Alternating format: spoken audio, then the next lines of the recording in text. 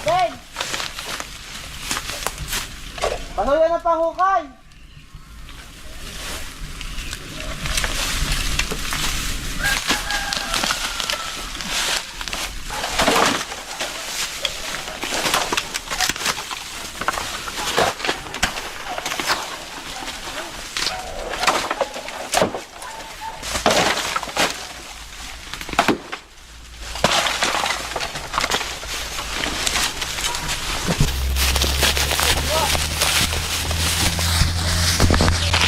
Ah.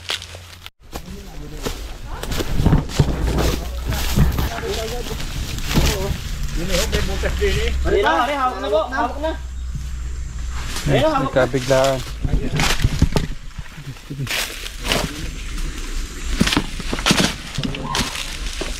Snake hook.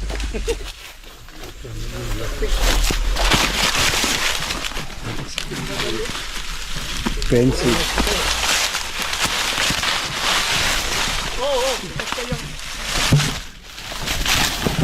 Kaya, isa na lang.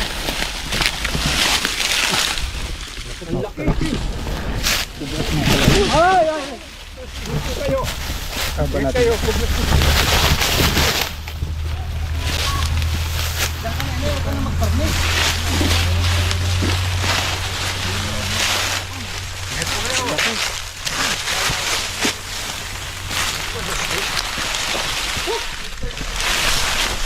Ito po yung kanyang behavior. Pinipili niya pong gumapang palayo. Pero dahil ito yung corner natin siya, lumalaban siya. Yun po mabilis yung talo niya. Hindi na pansit.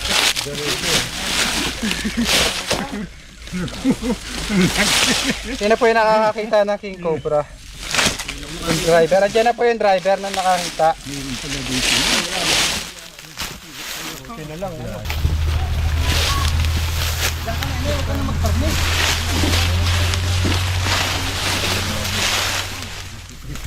Dinidalaw niya kahit malaki na siya guys. Makabitsi pa rin. Pero mabilis po siyang mapagod.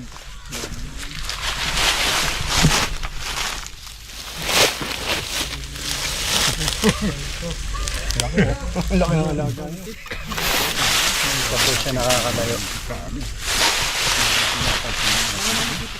Ito po yung pinag-iinalaang nakatuklaw ng baboy kanina. Yung gumagalaw po, ayun po yung inakagat.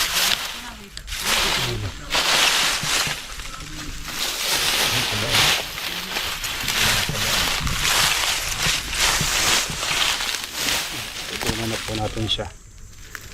Katsa! Kaso yun ang lalagyan, hindi natin kasama si Katsa man eh. Yeah. Biglaan lang po yung mission natin guys. Biglaan lang po yung ating mission. So, 4 lang po kami ngayon. Dahil nga po kanina lang po ito nakatuklaw ng baboy.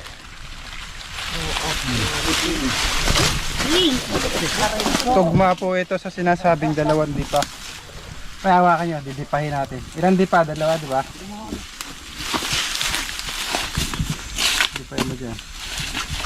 Hindi mahaba. Dalawa eh. Sakto. Mahigit, mahigit.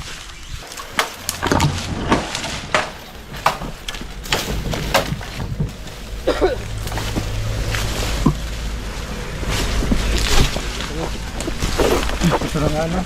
Nabuka din yung mukha eh. Nagpapalit kasi ng... Ayan, si Cobra Prince oh. Pagka ito ay magpapalit ng balat, nakulay itim yung balat niya. Magda-dark ko. Hindi iba yung kulay. Bagong palit oh. King Cobra. Ang dalagyan. Tapos na ako niya sa ano. Ayan. Laki ng ano ba? Tuko daw ng katsa. Diyan. Ang kinakain po ng King Cobra ay mga ahas din na maliliit. Sakit yun na lang. Kakain din sila ng malaking Dito sawa. po, may daan po dito. Ano?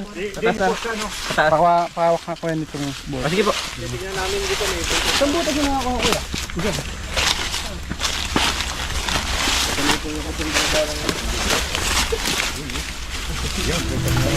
Ito sa galing din.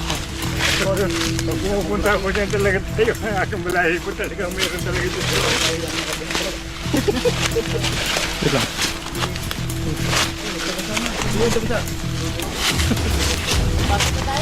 Bakit na? Bakit na? Sarap pa na